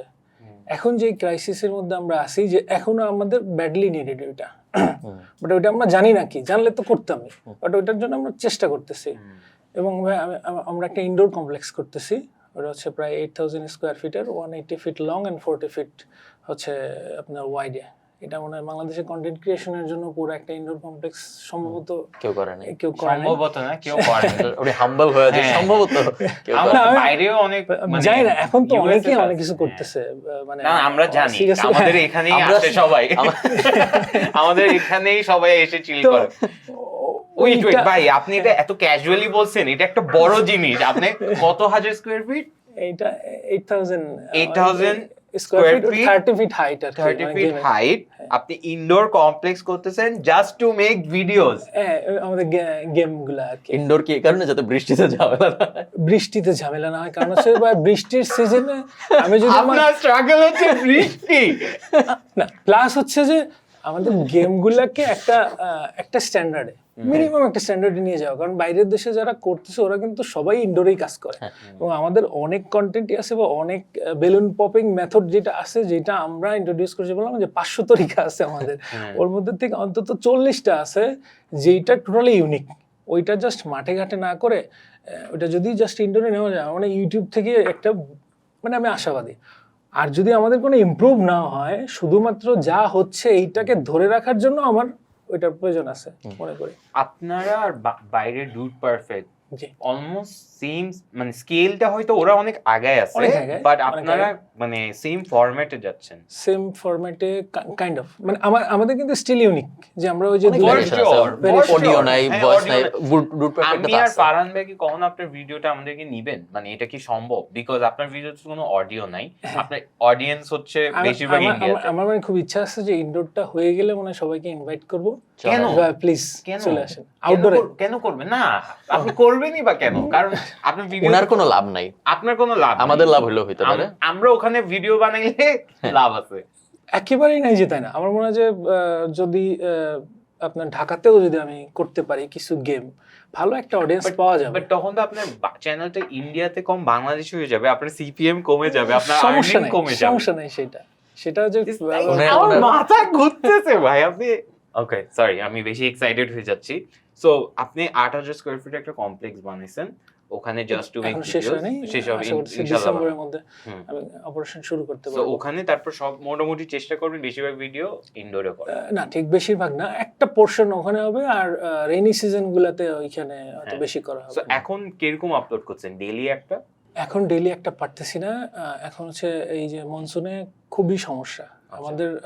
জুলাই, অগস্ট, সেপ্টেম্বর রানিং, মানে আমরা যেই ভাবে প্রোডাকশন করি তার 30%ও হয় নাই। তো ফেসবুকের একটা বিষয় আছে যে ওরা না, আপনি কতটুকু ওর জন্য করতেছেন, কি টাইপের রেগুলারিটি, ওই পরিমাণের রিটার্নই কিন্তু সে দেওয়ার চেষ্টা করে, যেটা আমাদের গত 3 মাসের রেভিনিউতেও ড্রপ করছে মনে হয় 50%। বিকজ আপনার কনসিস্টেন্ট ছিল কনসিস্টেন্ট আমি পারি নাই। যে এখনো যেমন আজকেও আমরা হচ্ছে যে গত 3 দিন ধরে একটা সেটআপ নিয়ে রেডি আছি, বাট বৃষ্টি কিন্তু হচ্ছে রেগুলার, এবং এই বছর যেই পরিমাণ বৃষ্টি হয়েছে এটা গত বছর এত ছিল না। তো শুধু এই 3 মাসের যদি লস কাভার যদি বলি, যে আমাদের রেগুলার থেকে অ্যাটলিস্ট 50 লাখ মানে অপরচুনিটি লস। আপনি কেন 70 জনের টিম আপনি আরো 10 জন বাড়ায় একটা ধরেন লো বাজেট কিছু যদি করেন, জি এই মানে আপনার তো অ্যালগরিদম তো আপনাকে আপলোডের জন্য রিওয়ার্ড করতেছে, ওইটা কেন করতেছেন না? এখন আমি কিছুই করতে পারতেছি না, মানে আমাদের সবকিছু তো আউটডোরে। ও আমি যেটা চাইছিলাম যে ইনডোরটা যদি আমরা এই বছর জুলাইয়ের মধ্যে আমাদের একটা টার্গেট ছিল, কিন্তু আসলে সেটা বাজেট এবং কাজের পরিধির কারণে হয় নাই। এটা মানে মানে আমাকে প্রচুর পরিমাণে কষ্ট হয়ে যাচ্ছে, যে এইটা হয়তো ডুড পারফেক্ট বা অন্যরা যেটা করতেছে তার থেকে কিছুই না, কিন্তু বাংলাদেশের কনটেক্সটে মানে অলরেডি আমার 3.5 কোটি টাকা এটাতে মানে খরচ হয়ে গেছে, এবং কমপক্ষে আরো 50 থেকে 70 লাখ টাকা লাগবে এটাকে টোটালি লাইট মানে কালার 4 কোটি টাকার একটা সেটআপ। হ্যাঁ, নাইস, ওয়েল ডান। যেটা কন্টেন্ট ক্রিয়েশন থেকে কিন্তু আসছে, যে এটা আমার পকেট থেকে কিছু না, টোটালি আমি আর্ন হইছে। আপনি আমাকে বলেন যে যদি কোনো কিছু না থাকতো তাইলে, এবং যদি আপনার সবকিছু শুরু করতে হইতো, $1,000 যাইতে কিরকম সময় লাগবে বলে আপনার মনে হইতো?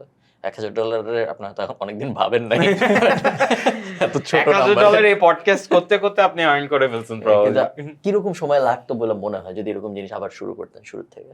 আর আবার পারতেন নাকি? এখন যদি শুরু করা যায় তাহলে হয়তো ধরে নেব এসএস ফুড চ্যালেঞ্জ নাই।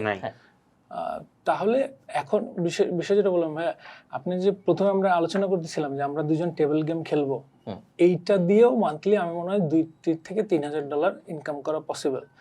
মানে এইটা একটা নতুন জনরা ক্রিয়েট হয়েছে, এবং অনেকেই এটা ছোট ছোট করে করতেছে, কারণ এগুলোর ভিউজটা আমার মনে হয় যে গেম এমন একটা টাইপের এন্টারটেইনমেন্ট বা স্পোর্টস বা কম্পিটিশন, এইটারে সং, মুভি এবং গেম, এটা একটা মানে হিউজ একটা অডিয়েন্স আছে। একটু বলেন তো ভাই, আসলে যদি এমন হয় যে আমি বলি যে ওখান থেকে 10টা কাপ নিয়ে আসি আমরা ওই পাশ থেকে, তারপর কিছু বল জোগাড় করি, আমরা 3 জন মিলে খেলবো, জি এখানে আইফোনে রেকর্ড করবো দাঁড়ায়, হ্যাঁ করলাম আইফোনে দাঁড়ায় রেকর্ড, এরপরে একটা নতুন ইউটিউব চ্যানেল খুললাম, একটা ফেসবুক পেজ খুললাম, পাবলিশের কি কোনো স্পেশাল সিস্টেম আছে বা তার আগে কি কিছু করতে হবে মাঝখানে কোনো এডিট? ওকে, সো পাবলিশ কি মানে আপলোড করব, এবং তারপর কি টাইটেল দিব বলেন? Who will fail the glass. Okay, who will fail the glass. কোনো এডিট নাই, কোনো ধরেন এডিট আছে, এডিটটা একটু কালার কম্বিনেশনটা ঠিক করা দরকার আছে, তারপর হচ্ছে আপনার বলগুলো যে আপনার টেবিলে পড়তেছে ওই সাউন্ডটা না শুনলে ভালো লাগবে না। ওকে, সাউন্ড, জুম ইন এফেক্ট, এরকম কিছু জিনিসপত্র আমরা দিলাম, এবং তারপর হু উইল উইন বইলা আমি ফেসবুকে আপলোড দিলাম। এইটা এখন এখন এখন এখন যেটা করতে হবে আমাদের, যে ওটা তো একটা কন্টেন্ট গেল, বাট এই চ্যানেলটা শুধু টেবিল গেমের উপরেই চলবে। হ্যাঁ, তাহলে ভ্যারিয়েশন আনতে হবে অনেক, মানে প্রতিদিন নতুন নতুন টেবিল গেম আনতে হবে। এইরকম ফরম্যাটে কিন্তু অনেকগুলো ফ্যামিলি কিন্তু ফ্যামিলির মধ্যে খেলে, ইন্ডিয়াতে এরকম আছে এবং অনেক আছে এরকম এক্সাম্পল। আমি যদি চ্যাটজিপিটিতে যাই 50টা বা 100টা টেবিল গেমের আইডিয়া খুঁজে বের করি যেগুলো সহজ, আমাদের চ্যানেলকে যদি চ্যাটজিপিটি কে বলা যায় অ্যানালিসিস করো, তাহলে ওই মনে হয়, কারণ আমি চ্যাটজিপিটি আমি নিজেই ইউজ করতেছি প্রায় 1.5 বছর, ও আমার ছবি টবি সব জানে। জানার কথা, আপনি একটা গ্লোবাল রিসোর্স এমনি তো, না জানার কোনো কারণ নেই। সেটাই, আমি প্রত্যেকদিন 500টা বের করে দিতে পারবো। হ্যাঁ, 500টা বাইর করে দিল, তারপর আমি কিছু মানুষ আনলাম, আয়না বললাম যে তোমরা 500 দিন এটা খেলবা, এখানে তারা একজন রেকর্ড করবা। আমি চাই তো ধরেন গ্লোবাল অডিয়েন্স দেখবে, আমি চাই না যে কোনো ফেস হবে ওই চ্যানেলে। হ্যাঁ, ফেস না হলে জাস্ট নিজেরা খেললেই ভালো, যে আমি আর আপনি খেলে যাব সারা বছর, সমস্যা নাই। বিভিন্ন গেম, আমার হিরো তো হচ্ছে গেম, আমরা কিছুই না। এই জিনিস যদি আমি 500টা ভিডিও আসলেও করি, হয়ে যাবে আমার $3,000 পার মান্থ মনে হয়। উনি হয়ে যাওয়া উচিত বলতেছে, আপনি যেভাবে বলছেন গ্যারান্টি না, গ্যারান্টি তো কেউই দিতে পারবে না কোনো কিছুর, ওটা বলতেছি না, জাস্ট আপনার এক্সপেরিয়েন্সের উপরে। এখন কথা হচ্ছে যে হয়ে যাবে, হয়তো প্রথম 6 মাস হবে, তারপরে গিয়ে মারাত্মক চ্যালেঞ্জ ফেস করতে হবে হচ্ছে ইনোভেশন। মানে আমরা যেটা এখন ফেস করি, যে আমরা কোন শেপ নতুন আনবো, কি মানে হুক পার্টটাতে কত বেশি, মানে আমরা যে কি করতেছি আর কি না করতেছি, এবং কতগুলো যে আমাদের এক্সপেরিমেন্ট ফেল আছে, সবকিছু তো দেখি না, অনেক কিছু কিন্তু আমাদের এক্সপেরিমেন্ট করতেছে যেটা ফেল, সেটা আসতেছে না, কিন্তু আমরা মানে উই আর ট্রাইং এভরিথিং। তো যখন 6 মাস 1 বছর চলে যাবে হ্যাঁ। তখন এই টেবিল গেমের মধ্যেও মানে এমন কিছু বুঝতে আপনার পারছি। চিন্তা করে আনা লাগবে, আপনি 6 মাস সাস্টেইন করতে পারবেন, বাট তারপরে কি, হুম। ওইটা একটা বড় চ্যালেঞ্জ। আর ওই সেম টেবিলের ভিডিওটা আমি ইউটিউবে আপলোড করবো, ফেসবুকে আপলোড করবো, ফরম্যাটিং এর কোনো ব্যাপার আছে যে 1/1 9/16? এখন সব তো পোর্ট্রেট মোড, ফেসবুকে তো পোর্ট্রেট মোড অনেক আগে জি। থেকেই, ইউটিউব এখন শর্টেই বেশি চলে এবং এই ভিডিওগুলো শর্টেই, এগুলো সব শর্টস। তো আপনি বলবেন প্রথম 500টায় লং ভিডিও বানাবো না? টেবিল গেম করে আসলে লং ভিডিও বানাবোই না। ওকে, লং ভিডিও বানাবোই না, শুধু শর্টস দিয়ে হয়ে শুধু যাবে। shorts অডিও দিয়ে রাখবেন না, মানে অডিও বলতে অডিও কথা থাকবে, কথা অডিওটা ইম্পর্টেন্ট, কথার কথা বলতেছি, মানে অডিও কথা না, কোনো কথা হবে না।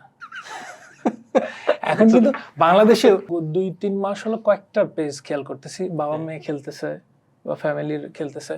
ভাই বিষয় হচ্ছে যে ওনাদের যদি মান্থলি ওই 1 ঘন্টা সময় করে 50,000 1 লাখ টাকা আর্নিং আসে, এবং কারণ মজা হইতেছে। মজা হইতেছে, কারণ আমি ভিউজ দেখতেছি, ফলোয়ার দেখতেছি, আমি জানি অ্যাটলিস্ট দে আর আর্নিং 50,000, এবং ওনারা খুব বেশি না হয়তো 10,000 খরচ হয়ে যাবে। কি খেলতেছিল ওনারা?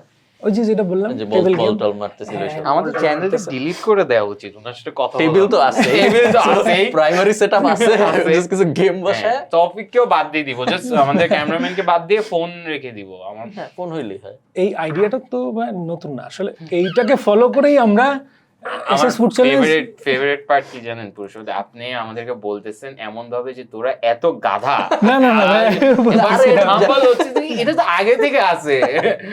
না বাট না এটা ট্রু, এই যেমন ট্রিক্স অ্যামেজিং, হ্যাঁ হ্যাঁ হ্যাঁ। ওরা শুরু করছে মনে হয়, বা ডুড পারফেক্ট শুরু করছে 10-12 বছর আগে, তো ওরা $150 মিলিয়ন খরচ করে একটা ইনডোরের চিন্তা করতেছে। 150 মিলিয়ন ভাই কই, হুম। 150 মিলিয়ন ইজ এ, মানে আমরা তো সারা জীবন জি। মানে সব ইউটিউবার মিলে মনে হয় 1 বছরেও হবে না, আমাকে হবে বলেন না। তো ভাই, তাইলে আমরা যখন দেখি যে একজন, অনেক মানুষ ইউটিউবার হইতে চায়, অনেক মানুষ কন্টেন্ট ক্রিয়েটর হইতে চায়, নতুন জিনিস গত 3-4 বছর অনেক মানুষ হইতে চায়, অলমোস্ট সবাই জি চায় ক্যামেরার সামনে এসে কথা বলবে, তাদের অনেক মানুষ চিনবে, তাদের সাথে অনেকে ছবি টবি তুলবে, রেকগনিশন হবে, লাইক ফলোয়ার হবে অনেক নিজের, এবং তার সাবস্ক্রাইবার হবে, বাট সবকিছু তার নিজের অ্যারাউন্ডে। ওই মডেলটা কি তাহলে আসলে ভালো মডেল না? আপনার মডেলটা কি আসলে তাহলে ভালো মডেল? এখন এটা ম্যান টু ম্যান ভ্যারি করবে, জি। ওনার জন্য ওই মডেলটাই ভালো। কারণ আপনি আপনার পেজ যদি, ইউটিউব চ্যানেল যদি কালকে সবগুলো ডিলিট হয়ে যায়, জি। আপনি আরেকটা নতুন খুললে হয়তো 2 মাস 3 মাস লাগবে আপনার সবকিছু গেইন করতে। জি। বাট আমাদের ক্ষেত্রেও এটা চ্যালেঞ্জিং, বাট আমাদের ক্ষেত্রেও ঠিক আছে যে আমাদের হিরো তো গেম। জি। আপনি আপনার ফেস নিয়ে আসবেন, আমি আমার ওই টাইপেরই গেম নিয়ে আসবো। হুম। বাট যার জন্য যেটা বাট আপনার কারেক্ট, আপনার স্কেল অনেক বেশি। আমি স্কেলটা চাইলেও হ্যাঁ। 30 দিনে 30টা ভিডিও বানাইতে পারবো না, কিন্তু আপনার যদি আমার খুব তো- সুন্দর অপারেশনস হয়, ইভেন্চুয়ালি হয়তো যা পসিবল, একবার ইনডোর কমপ্লেক্সটা হয়ে গেলে হয়তো প্রোডাকশন আরো বাড়বে। প্রোডাকশন আমাদের বাড়তে, আমরা আসলে 24-এর শুরু থেকে যদি বলি প্রায় 1.5 বছর আমাদের মান্থলি 25টা ফ্রেশ কন্টেন্ট হয়, তাহলে এভাবে যদি শুধুমাত্র মনসুনে আমাদের। এইভাবে যদি, আমি বুঝছি বৃষ্টি আপনার বুঝছি, যদি এইভাবে জিজ্ঞেস করি যে শুধু যদি আমার টাকা ইনকামই গোল হয়, তাইলে কি আপনার মডেলে যাওয়া আমার মডেলে যাওয়ার থেকে অনেক বেটার? ভাই টাকা হ্যাঁ, এটা গিভেন। একটা জিনিস কি ভাই, যে টাকা ইনকাম করার জন্য শুধু যারা কন্টেন্ট ক্রিয়েশনে আসছে মোস্ট প্রবাবলি তারা 99% ফেল। ট্রু। এবং আমাদের কন্টেন্টও যারা শুধু চিন্তা করে টাকা ইনকাম করার জন্য যাব, অনেকেই আসে, অনেকে বুদ্ধি দিলে মনে করে যে আচ্ছা নিজে সব ইনকাম করবে, আমাদের কিছু মানে হোক এটা চায় না। আসলে বিষয় হচ্ছে যে আমাদের কম্পিটিটর আমরা নিজেরাই। আমরা যেদিন ইনোভেশন আনা বন্ধ করব, সেই দিন আমাদের পেজের অবস্থা খারাপ হবে। আরো 10টা চ্যানেলও যদি এরকম তৈরি হয়, খুব একটা হয়তো 5% বা 2% এরকম ইম্প্যাক্ট আমাদের পড়বে। তো যেটা বলতেছিলাম যে নতুন কন্টেন্ট ক্রিয়েটররা, আমি বলি যে এইটা আমাদের থ্রেট তখনই যে আমরা যে এক স্টাইলে গেমটা দিচ্ছি, আপনি যদি 0 বাজেট বা খুব কম বাজেটে এমন কোনো আইডিয়া নিয়ে আসেন যে এই গেমগুলাই আমি অন্যভাবে প্রেজেন্ট করতেছি, বা একটা টেবিল গেম আপনি আমার এই 3 মিনিটের 4-5 লাখ টাকা খরচ করে একটা কন্টেন্ট থেকেও মানে বেশি ইন্টারেস্টিং, তখন কিন্তু আপনি সাকসেস হবেন। এবং ওই সাকসেসের পরিমাণটা ওই টাকা দিয়ে না, যেটা বলতেছিলাম যে আমাদের ফার্স্ট যে এই টাইপের কন্টেন্ট আমরা শুরু করছি, যে 5,000 টাকা হাইস্ট বাজেট ছিল, ওইটাতে এখন ভিউজ আছে হচ্ছে 350 মিলিয়ন। আর এখন আমরা এত কিছু করেও ওই ওটার 350 জন্য। মিলিয়নকে তো ক্রস করতে পারি নাই। সো এখানে বাজেটটা হচ্ছে এই জন্য যে নিজেকে নিজে ছাড়াই যাওয়ার জন্য, অন্য কেউ যেন কপি না করতে পারে, এবং অডিয়েন্সের জন্য মানে সবসময় স্কেলটা বড় করে ফেলা। হ্যাঁ অডিয়েন্সের, আবার অডিয়েন্সকে আপনার হচ্ছে যে অ্যামেজ করার বিষয় আছে। কি মনে হয় আপনার ভাই যে স্কেল আসলে কত দূর 10 বছর পরে যে লাস্ট 28 দিকের অ্যানালিটিক্সে যখন তাকাবো কিরকম হবে নাম্বারস? এইটা তো আমার মনে হয় যে কমও হইতে পারে। মানে এখন গত 10 আমি তো দেখা গেছে ইউটিউবের অ্যানালিটিক্স প্রায় 9-10 বছর দেখতেছি, জি। ফেসবুকেরটাও 5-6 বছর দেখতেছি। এটা তো একদম নিচের দিকে আছে, ওকে। নিচের দিকে আছে। কিন্তু একটা মজার বিষয় হচ্ছে যে ফ্রেশ কন্টেন্ট যদি হয় তাহলে কিন্তু সবাইকে ভালো একটা পে করতেছে এখনো যে সবাই বলতেছে যে কন্টেন্ট ক্রিয়েশনে অনেক কমে গেছে বা ভালো টাকা নাই, কিন্তু ফ্রেশ আইডিয়া নিয়ে যারা আসতেছে, বাট আমরাও যদি কোনো একটা কন্টেন্ট একদম ভালো একটা ইনোভেশন নিয়ে আসি, আমরা দেখেছি রেগুলারের থেকে ভালো একটা আর্নিং পাই। মনে করেন আপনি ইনোভেশন আনতে পারছেন, বেস্ট কেস সিনারিওতে 10 বছর পরে যে পিছনে তাকালে কেমন হইতে পারে যে মাসে $10 লাখ আসতেছে? $10 লাখ পসিবল, কারণ হচ্ছে যে তখন হয়তো কয়েকটা বিষয় আছে মাসে যে $10 আপনার লাখ মানে বছরে কত টাকা? আমি চিন্তাও করতে চাই না।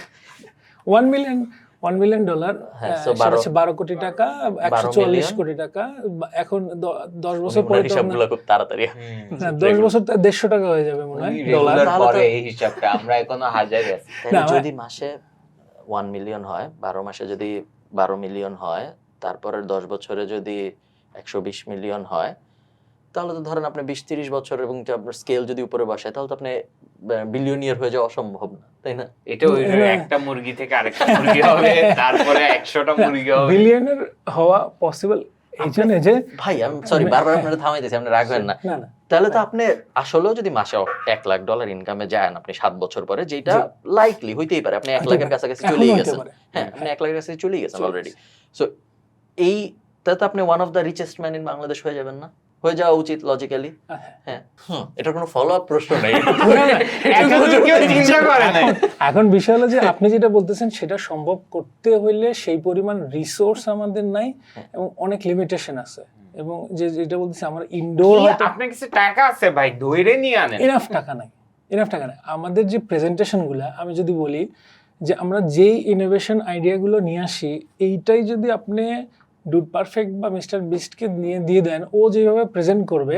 আর একটা হচ্ছে যে কন্টেস্টেন্ট যারা আছে খেলতেছে, এই খেলোয়াড়দের কিন্তু ওই আমেরিকানরা খুব একটা লাইক করে না।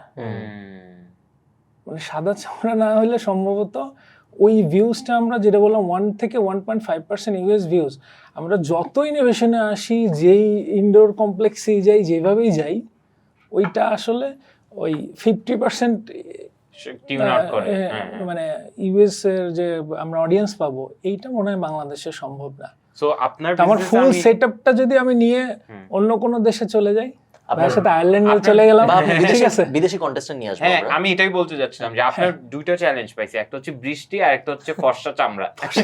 এই দুইটা হ্যাঁ, challenge। এটা হ্যাঁ, তো বিদেশি নিয়ে আসাই যায়। বিদেশি But হয়তো অথেন্টিসিটি কমে যাবে যখন কমে নিয়ে আসবো যাবে। একজনের খেলানোর জন্য, হুম।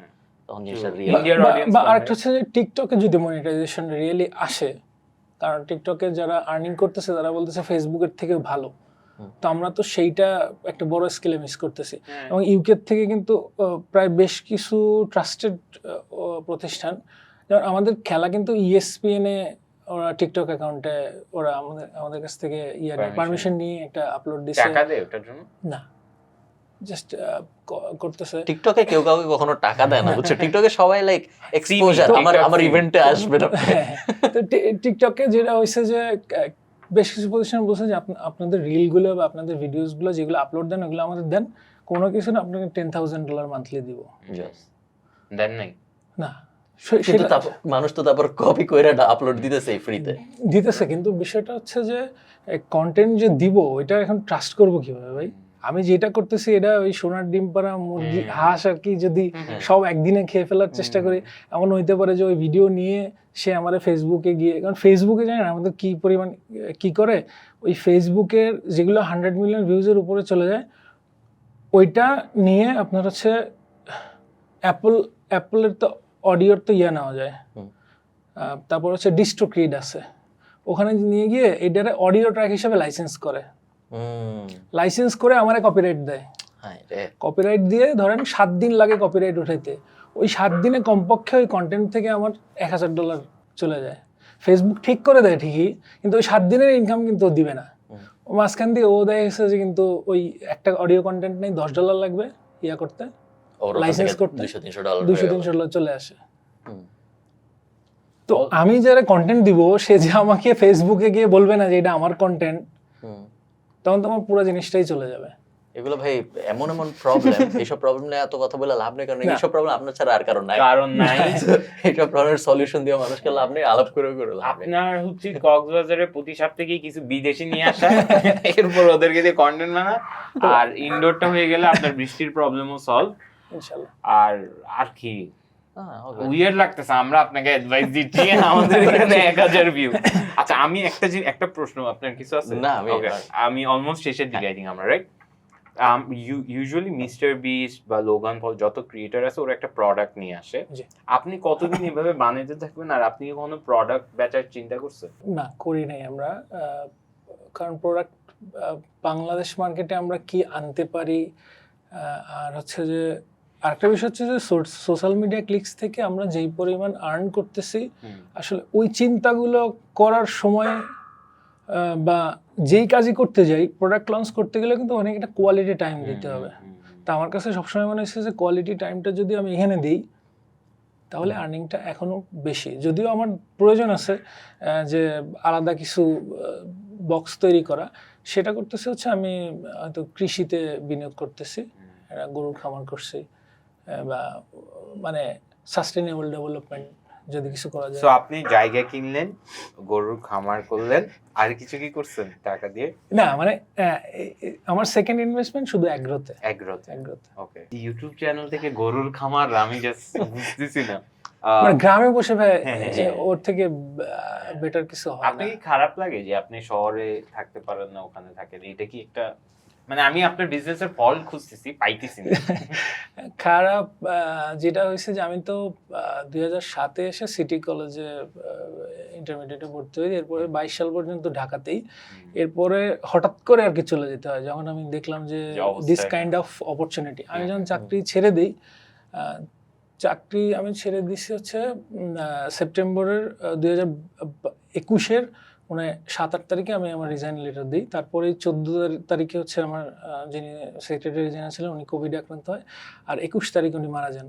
তো যেটা হয় যে আমি ওইটা লেন্দি করে এপ্রিলে আমি ওখান থেকে রিলিজ হই, যেটা অক্টোবর 2021 হওয়ার কথা ছিল।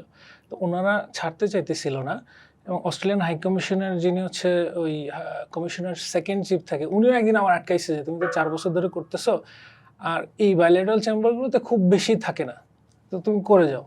তো লাস্টে যেদিন আমি চলে আসি উনি একদম আমার রুমে লক করে ফেলছে কাইন্ড অফ। উনি হচ্ছে যে কোনো একটা টাইলস কোম্পানির আর কি এমডি। তো উনি বলছে কেন তুমি ছাড়তেছো কেন, সত্যি করে বলো ইউটিউব চ্যানেলের জন্য। তো ওই দিন আমি ওনারে বলছি স্যার আসলে এখন যেটা হয়েছে যে এখন মান্থলি মোটামুটি আমার $1000 আসতেছে, আর আমার 2 জন কাজ করতেছে full time, there is opportunity I can earn $10,000 per month. আমিও কিন্তু 10,000-এর উপরে কোনো সময় চিন্তাও করি নাই, যেটা 50,000 এখন রেগুলার হয়ে গেছে। এইটা শোনার পরে উনি আমার বললো বেস্ট অফ লাক, তুমি যাও। মানে উনি অ্যাপ্রিশিয়েট করছে।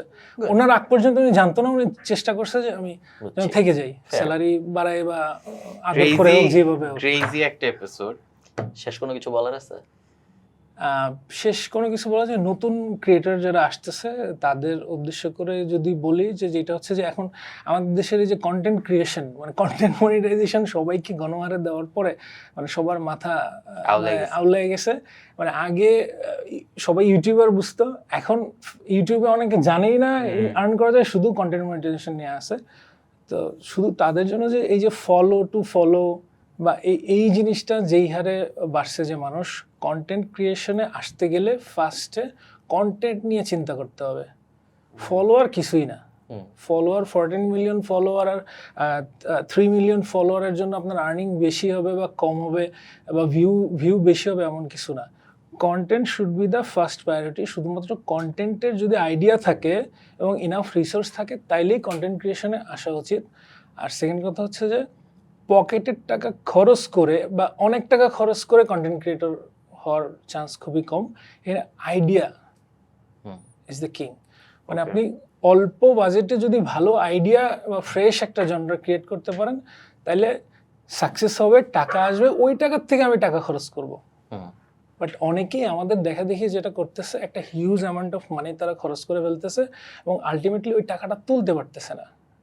এটা ফার্স্টে বললে কেউ মানে পছন্দ করে না এই জিনিসটা, বাট ওকে, পরে গিয়ে সো সাফার করে। সামারি হচ্ছে টাকা খরচ কম করে আগে আইডিয়াতে ফোকাস করা এন্ড দেন রিইনভেস্ট করা ইনাফ ইনস্টেড অফ ইনভেস্ট করা। হ্যাঁ, instead of শুরুতে এইসব সেটআপ টেটআপ নিয়ে করা। This is a mind blowing episode. I think এটা বাংলাদেশে কেউ করতেছে না কেন। আই হোপ আপনি এই লেভেলে আরো গ্র্যান্ড হতে থ্যাংক ইউ। থাকেন। Thank you so much for joining better BPA. Farhan ভাই, এনিথিং এলস? আমার কিছু বলা নেই। আমি am speechless. Okay, like share subscribe, bye bye. Thank you.